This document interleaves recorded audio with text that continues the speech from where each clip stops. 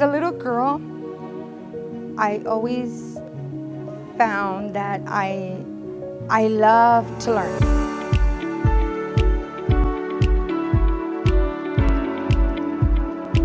I do. I love to learn, and I remember playing, and a lot of kids play house with their siblings. You know, we all grew up playing house or tag. I always wanted to play schools, play teacher. I remember asking my third grade teacher, do you have chalk? Could I have a piece of chalk? And I didn't have a little blackboard, a little chalkboard. So what I would do is I would use the sidewalk as my chalkboard.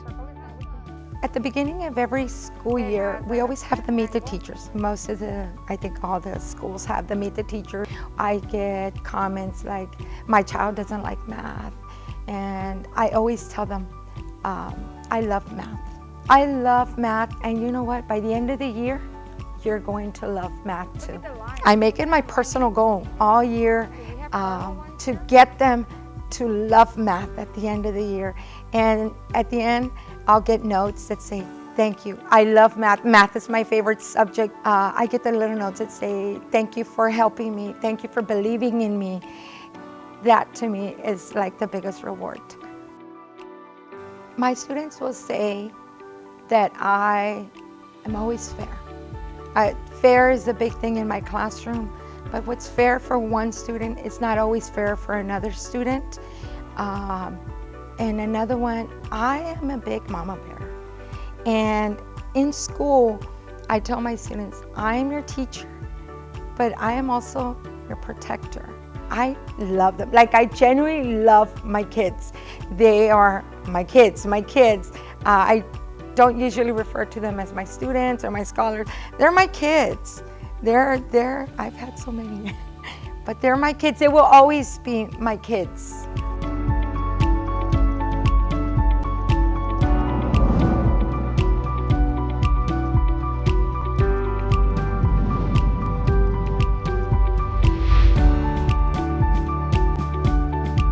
You have to have the heart to be a special ed teacher. You know, you have to have the patience.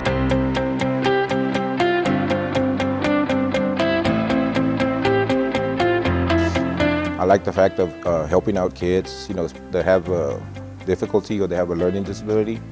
I like to work with them and, you know, show them that, you know, if they try hard enough, you know, they are able to accomplish, you know, what goals they put ahead of themselves. I've had this little boy that I had heard about during our summer trainings. Turned out to be the kid was a great kid, you know.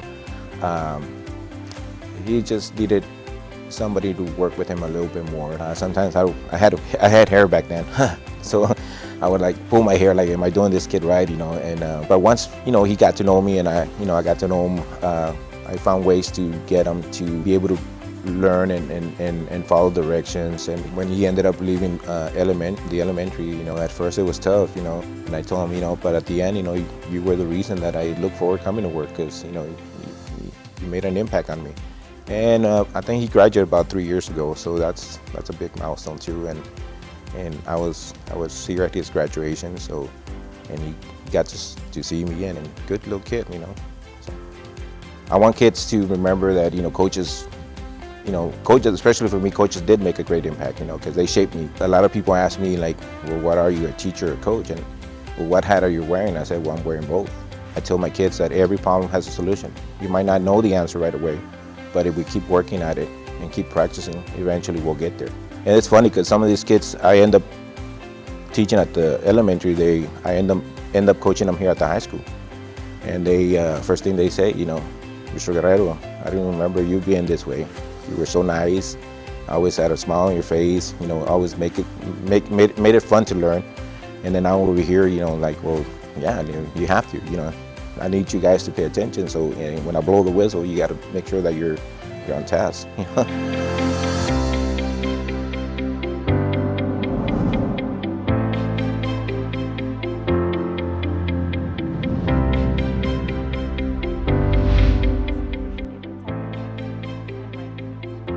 The kids make it interesting. Sometimes you don't know what you're gonna expect, so it's a surprise every day.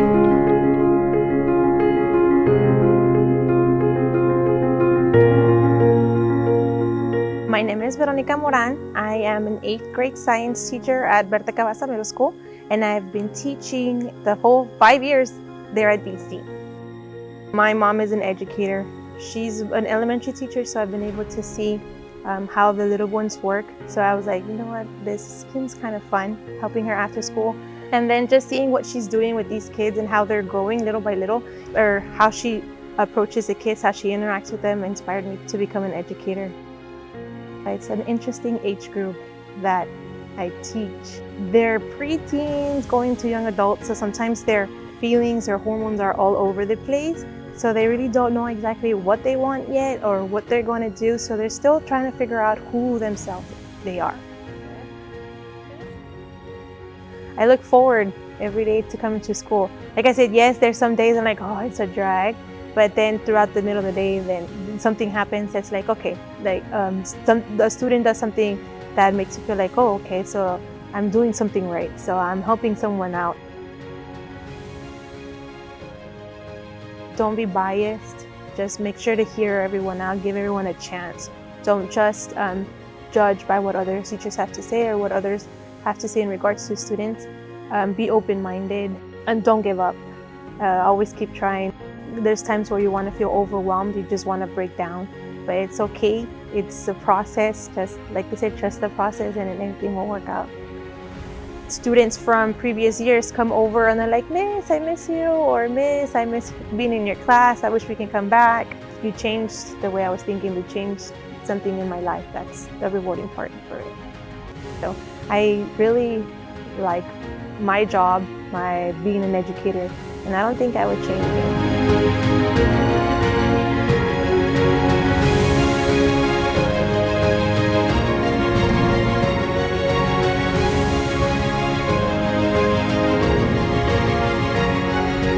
Your missing side is 6 units. My name is Christopher Lanoy. I've been teaching middle school for 2 years and elementary here in San Benito for, this is my 7th year.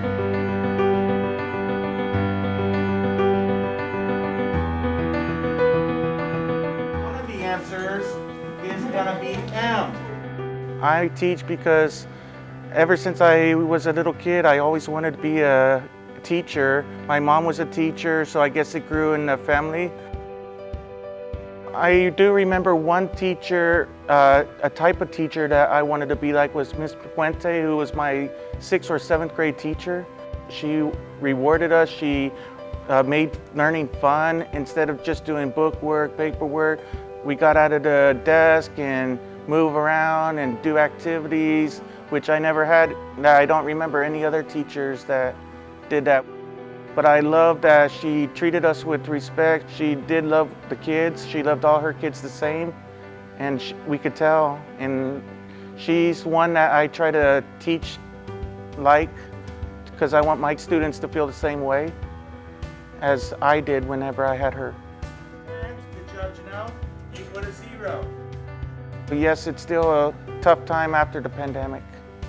Had students who did not know their ABCs for 3rd grade, so I had to go back to kindergarten, go back to 1st grade, go back to 2nd grade, and trying to catch them up 3 grade levels. Eventually those students will get to where we need them to be. We just need to be patient. They will get there, but it takes time. I did not learn everything right away. I still need to learn as a teacher. So everybody still learns as they're going on through the years. Hopefully they become good citizens where they know what they need to do whenever they get to their job force.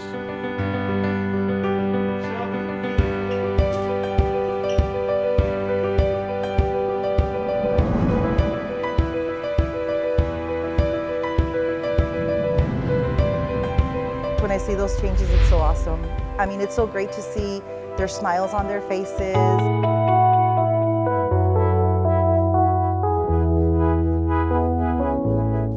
It's amazing. I love it when they come up to me and say, Ms. Rodriguez, I finally got it. Like I got it right. I'm so excited.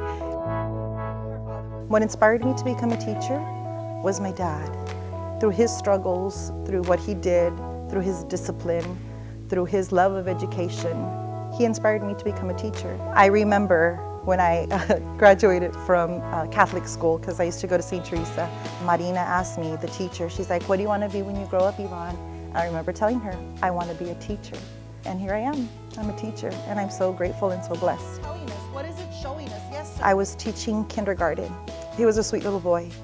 He would come to school unfed, sometimes in the same clothing, not smelling very nice some days because they hadn't bathed him. He gave me his story, and he told me what was going on. And that afternoon, I went to Walmart and I bought him, clothing, shoes, socks, and the next day I gave it to him and he was so excited. I saw him a few years later and he came up to me and he told me, thank you, Ms. Rodriguez. I still remember that day when he really cared for me. And he told me, I'm gonna go out and I'm gonna make a difference because you taught me that, people do care. People can make a difference. I wake up every morning with joy in my heart because I know that I'm going to make a difference some way, somehow. Everyone has a different story. Everybody has a different background. And it's so nice to get to know them and to find out their stories and to help them get through those hard times that they have. You need to have flexibility. You need to have empathy. And above all, I think you need to have love. You need to love what you're doing. And you need to have that love to impart with your students. Because ultimately, all of us work together for one sole purpose, and that's to help our community.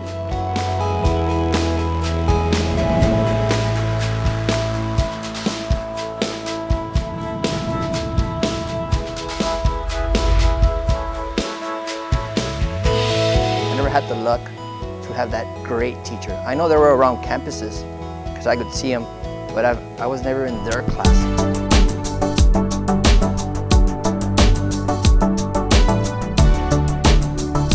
I always lean towards my mom. She's a lifelong learner. She's always learning, she's always in books. I guess I get that drive from my mom. She's always learning things, she's always teaching me things. And I give her a lot of credit, and I think she inspires me. I do this more for the kids, so they can look back, we were all part of this. When I go to campus, I always want to bring that family atmosphere. I remember starting off as teaching, he came in as a first grader, horrible family environment, and I went over to that child and, kid you not, hey, how's it going, mijo? And he started barking at me like a dog, trying to bite, like real aggressive. And on long story short, working with that child, he's now in the medical program, in the Navy.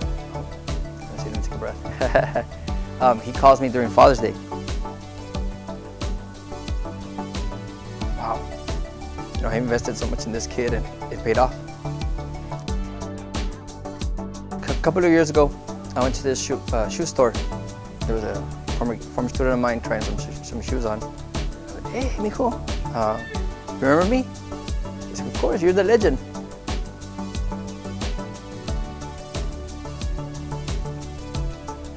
I still talk about you. Because I'm an elementary teacher, I get to see thousands and thousands of kids, 20 years, a bunch of kids. I'm just honored that I was able to share my my heart to them with them.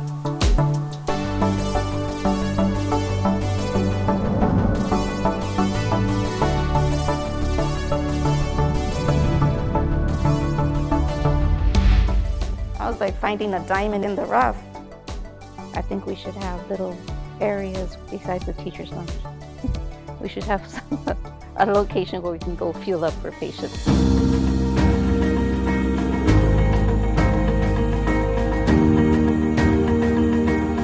I work at the Positive Redirection Center, and I've been there going on my 3rd year. As a little girl, my mom, she was brought over from Mexico. She only attended up to 3rd grade. Eventually, she grew up here and she didn't learn English. When I was growing up, I had to help her read any mail that she would receive. And she would always say, you're gonna be a teacher someday. Like, no, I'm not. I'm gonna be a lawyer. And she said, no, you're gonna be a teacher. You're always trying to help your younger siblings and you help me. That was the little seed I needed, and that's what I pursued. I really enjoy working with these kids. It's amazing how much luggage they carry too, and we think it's only us grown-ups, bills to pay, groceries to buy. I think we should give them a little space and not be so quick to judge. Although it's an alternative, it's very different. I would think that you would see the negative side of them, but getting to talk to them, getting to know them, the love, the respect that they show me too. 2020 was a terrible year because of this COVID. I didn't get COVID, however, thank God. So to me, trying to get back in track was very difficult, I missed seeing them, being in a group. I miss seeing that. I've worked with various departments besides being a secretary, a receptionist, the content mastery. I worked with the resource labs. I worked with a little bit of everything, and that was where I fell in love. Like that was it. That was my calling.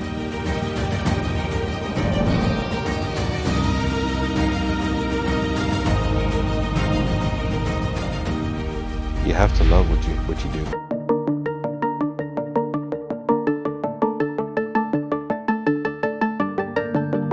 It's kind of hard to put a word to passion, to caring about what you do, but when you come into the classroom and you can convince and portray and give off the true feelings of, I really care about what I do, I really care about your success, the students, they can read that. That's what's proven to me. As soon as my students believe and they see my true passion for what I do, it makes everything easier for my students and the learning environment in my classroom. It's a testament to the program. It's a testament to what I was taught when I was here. My instructors, I was able to work with them when I got hired here. There's a lot of people, but Dr. G, we call her Dr. G. She's Dr. Gonzalez. And I am who I am in the medical field, transitioning into the teaching field because of her. What she taught me back in the day when I was a student, how she saw what I'm doing now back in the day, it's amazing. In the medical field, in this profession, and what we do, there's very few that do what we do, and there's even less who are good at what they do. And she was one of those individuals for me. And then when I got into teaching, it was a calling. I wasn't looking around for the position. It kind of fell in my lap, and I just went with it. It just felt right, and I've fallen in love with it. I wasn't expecting to be chosen Teacher of the Year. I wasn't looking for that attention, but I was very thankful to my campus, my coworkers, for choosing me as Teacher of the Year.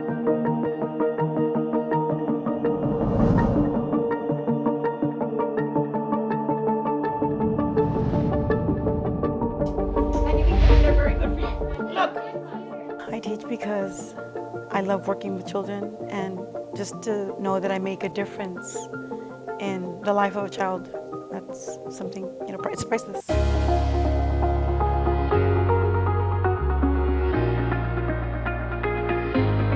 And I tell them, I said, boys and girls, I know we're tired. I know we just had a break. I miss you guys, and I miss being here in the classroom with you guys. It's them. It's them, regardless of how tired we are, to give them more opportunities, I would say. We do it for them. I started as a second grade teacher, bilingual teacher. And then I did 10 plus years at first grade teacher, a couple of years, 6+ years in pre-K. And then Miss Atkins is like, I want to put you in third grade. I'm like, what? But I fell in love with it too. And I've loved every grade level that I've done. There's so many of them. And I think it's been a couple here and there that, that it's so hard to get across to them. And those are the ones that, like, I have to do this and this and this just to try to get through to this child. And then you finally get through, you're like, yes. Also following them throughout because, okay, I was able to get through this child. I figured out how to work with this child. What's gonna happen next year and the following year? And what's gonna happen when they get to middle school? You know, here I can touch base with the next teacher. There was several along the way that I always worried, you know, what's gonna happen, you know, down the line. But those are the ones, I think the ones that we have to figure out ways to get through to them that, you know, leave a big impact on us.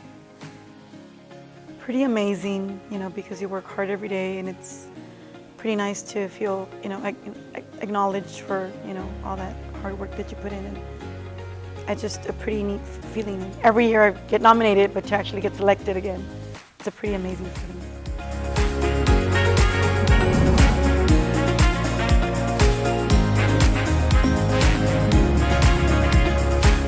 That was a loophole. Now let me explain real quick. I'm a teacher at Riverside Middle School. I teach 8th grade social studies.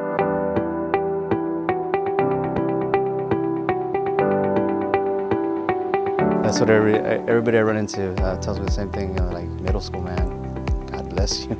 I mean, I think I'm lucky to have been in 8th grade for the many years that I have been, because you get to see these students break out of their shells.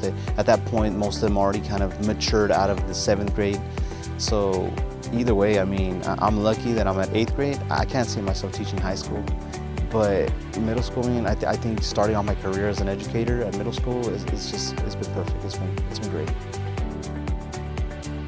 Growing up in an area very much like theirs, countryside, you know, I feel like I came up from the same backgrounds, you know, hardworking parents. I mean, I think our experiences make us who we are. And if those experiences build us a good foundation, then we're gonna end up building more on it. And I think that idea of lifelong learner, I mean, at some point, I wanna make sure that my children as well understand that you're always learning. You don't wanna close the door on that. And it's something that I think my parents pushed as far as education, and education is important. First of all, I hope they enjoyed being in my class, right? I hope that they can recall thinking of history in 8th grade and saying, I enjoyed that class, it was fun.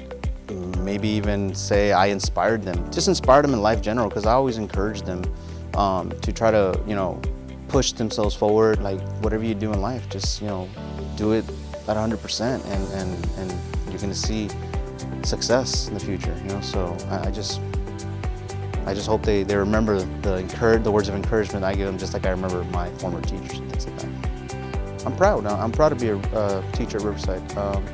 It's my home away from home. You know, so to be able to receive their vote for Teacher of the Year from my campus, it's a great honor.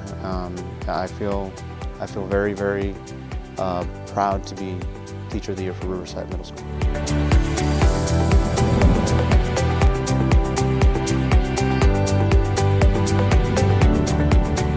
Teaching is a wonderful profession. You have to want to do it in order for you to be successful.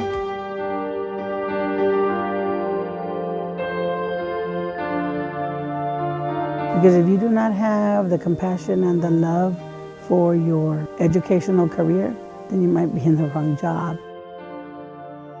It is changing.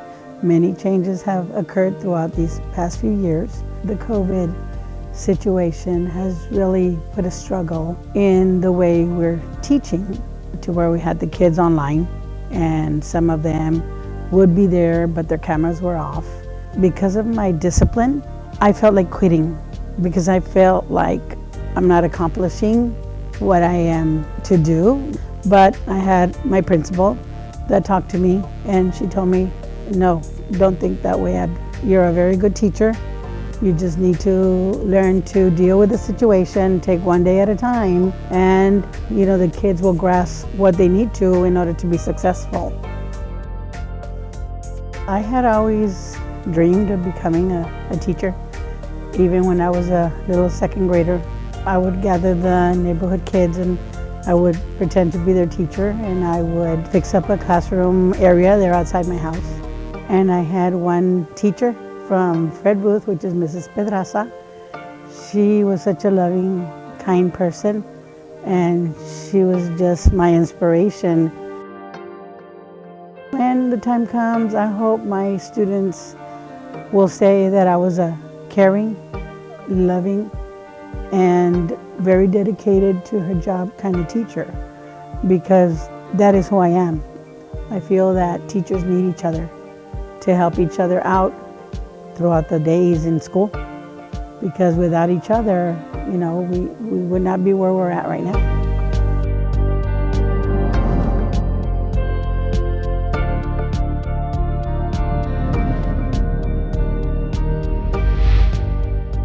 I love to be silly with my students. I feel like that is just makes it a lot more fun.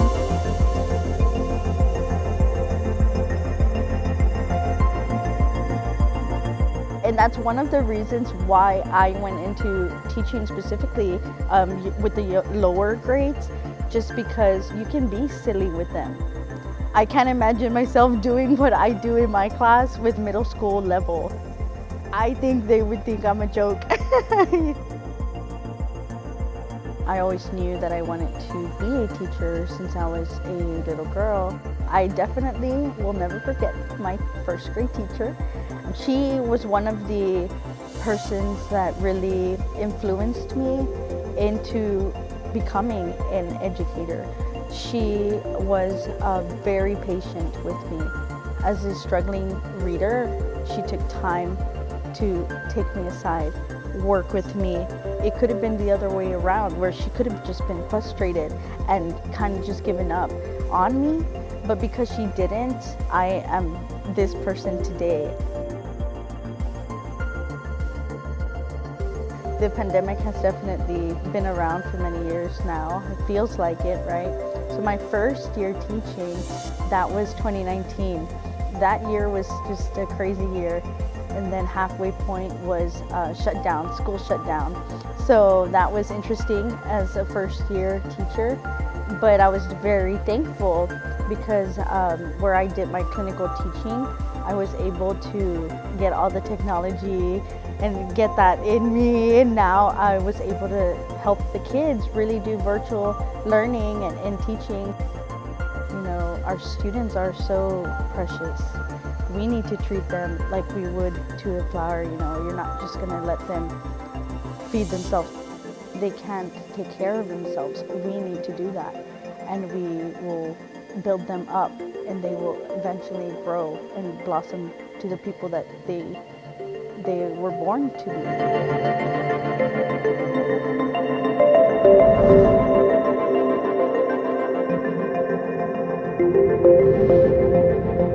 We should already be moving on to the rollaway. I came from Mexico when I was 13. So I think that a lot of my wanting to teach and seeing how these kids inspire us as teachers came from me being that student.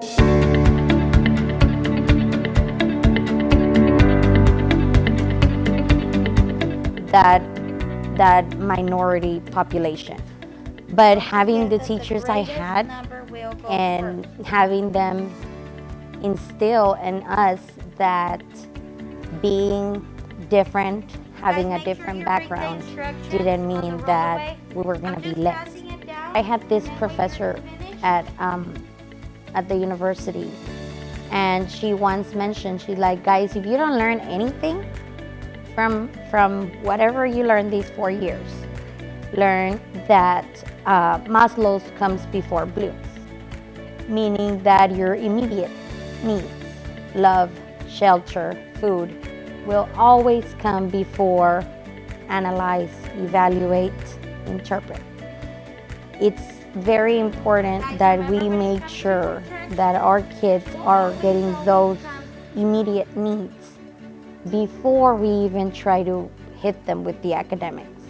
I think that us getting involved in their personal life, not only in their academic life, it's a big factor of creating a good climate in our classroom. And it feels really rewarding to have that connection with my kids. And I just love those moments when my kids are like, Mom, and they're like, oh, no, Miss. And it's just like, I'm like, oh, you can call me Mom as much as you want. Because it feels nice. I mean, mommy's the person that loves you the most in the whole wide world. So they must feel safe with me. And that, apart from the academics, I mean, that's my ultimate goal. So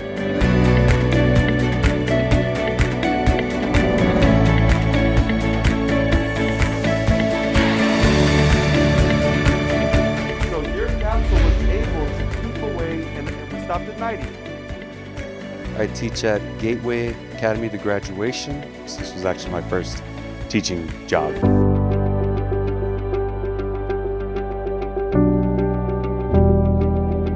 I had no idea what Gateway was. I understood it was a high school of some type.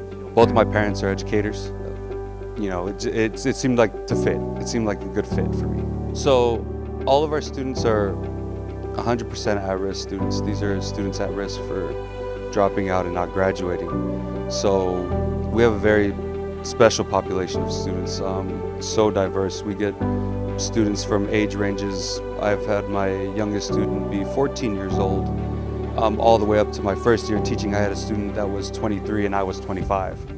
We experience hard times with these students, you know, difficulties that they have. We all share them because we don't have a very large campus. Our student population is relatively small when you consider how many students are at the high school, and that makes for more of an intimate classroom experience for our students. You know, they really get to talk to us one-on-one. Sometimes it's almost like a private tutoring session. Sometimes you're the only smiling face they might see throughout that day, and that's a real driving force for a lot of us. If you're having an off day, they feed off of that, and they're gonna have an off day. So you wanna make sure that you're as enthusiastic as possible, you're ready to teach the material, and that makes them ready to learn. From the moment you walk in their classroom, you let them see your face light up, and they'll light up with you, and then that just makes the whole day a different experience altogether. All teachers are cut from different cloths. I mean, just like our students, we're all very different, but I can't imagine myself leaving the high school area. You know, I enjoy my older students. I enjoy seeing them graduate. You know, it's something of a luxury at our school. Us teachers here at Gateway, we're fortunate enough to see our students when they graduate that day. And when we have a student that's graduating, they get to put on their cap and gown, you know, they get to do the long graduation walk down our one hallway, and all of us are cheering them on. You know, we get to see the excited faces, the parents are lit up, and it's just a really beautiful moment.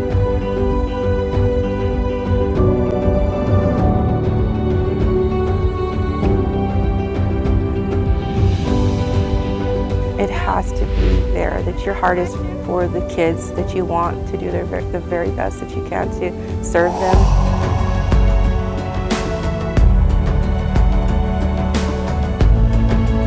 To do whatever it takes to get them to be their best. And I think that considering all the things that we're living in today, going through, being positive, and they see that the passion that you have for what you do, you know, rubs off on them, and they will be the best that they can be. I do remember one student that I'll never forget. He was always getting into trouble, and one day they announced the birthdays of the students, and they announced his birthday. I remember going to the classroom and I said, "Today's your birthday. That's so awesome, happy birthday." And he's looked at me and he's like, "What, today's my birthday?" This child, he doesn't even know that it's his birthday today. So after that, I called my husband and I said, "I need you to bring cupcakes because we're gonna celebrate his birthday today." And we celebrated his birthday, and I'll never forget that. Love it, love it, love it. I knew I always wanted to do something in the creative field, but I just wasn't sure exactly what road to take. But one day, my aunt was here and she said, "I know you're really creative, but I also think that you're very patient, and I think that you would be a really good teacher." The fact that she believed in me and she saw that quality in me, I took it to heart, and I remember I ended up applying for a teaching assistant position, and then it started from there. It has given me an amazing career thanks to my tia that day and those words of wisdom and the words of encouragement. One more time, good morning, my most amazing artists. Sometimes I have bad days, and I even tell the students, "Guys, I am not feeling well today, but you know what? We're here, I'm glad I'm here, and you are here, so let's do the best that we can." It's good to let them know that, you know, I'm not perfect, no one's perfect, but we choose to do our best every day. And when we are positive and we choose to be the best we can be, and then everything just falls into place for them.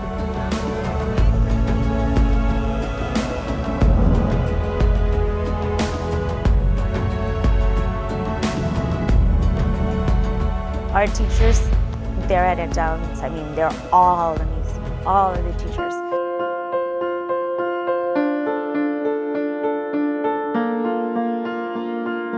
So it's nice to be the teacher of the year, but we're all good teachers. Dr. Rodriguez made us vote. He sends an email, so we all vote, and then he sends it again, and I think he sent it 2 or 3 times. So when he announced it, I was sitting at my desk in front of the kids, and I'm doing this, and I'm please rolling my eyes. Please don't say my name. Please don't say my name. And all this time, my TA is recording me. I didn't even know. And he announced my name, and I said, "Oh no, why?"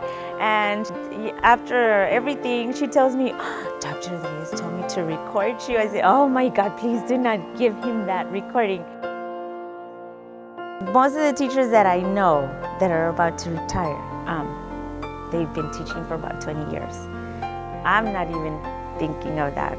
We have a lot of shortage of teachers, and I guess this is why the teachers are getting burned out too. They don't want to teach. They want to leave. They want to do other things. I've always thought, and this is only because it happened to me, work somewhere else before, somewhere completely different, and then come and teach and see the difference. As a teacher, you don't only have one student. Every year you have a different class. The students are all different. The way they behave, the way they act, the way they are. You remember all those kids.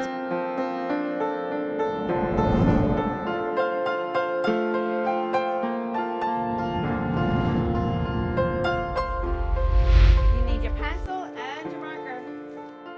I've been teaching for 13 years.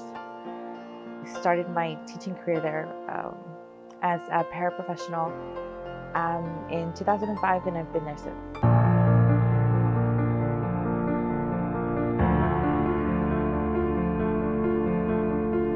Ask Ms. Salinas, what is our question? I knew I wanted to be a teacher. I had never had my experience in a special needs classroom until I started working there at La Paloma. They come to me and we'd have to teach them basic life skills. So teaching, eating, sitting, toileting, a lot of one-to-one, a lot of redirection. A lot of them are very sensitive to textures. A lot of them are sensitive to sounds. We'd have to get to know them, learn what they like, what they don't like. We do have to learn about them before we can ask of them to be able to participate in things like that.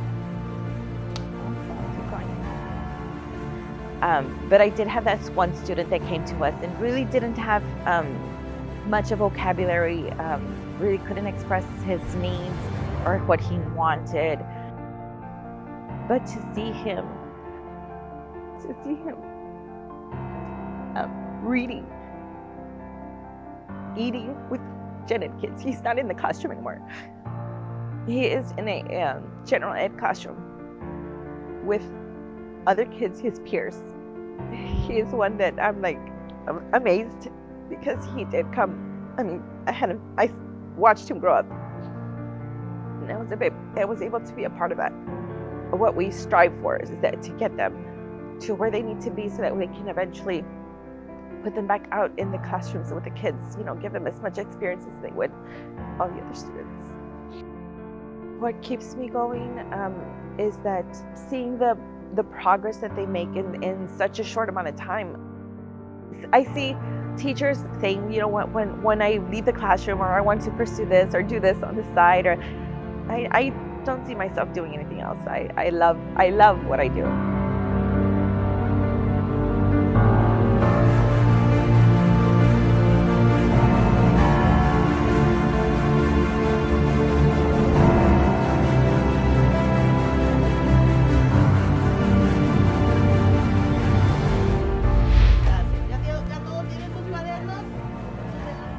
They said that I am kind. They say that I taught the class in the easiest way possible. in a way that they can learn.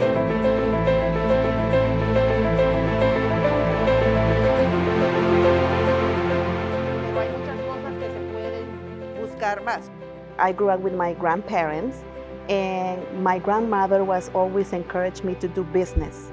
And I actually studied to be an accountant. I have a degree in accounting, but I never pursue it because then I made the transition to come to the United States. I am originally from El Salvador. I love teaching. I love what I do, and I actually want to make a difference in the students' lives and their families. It's like a passion that I want to pass on to onto my students. At the beginning, it was really hard because when I came from El Salvador, when I came here, I did not know the English at all, nothing. And little by little, I started learning, and that's what I want to transmit to my students. If I did it, don't see it like it's an impossible thing. We can do it, but we had to make the effort.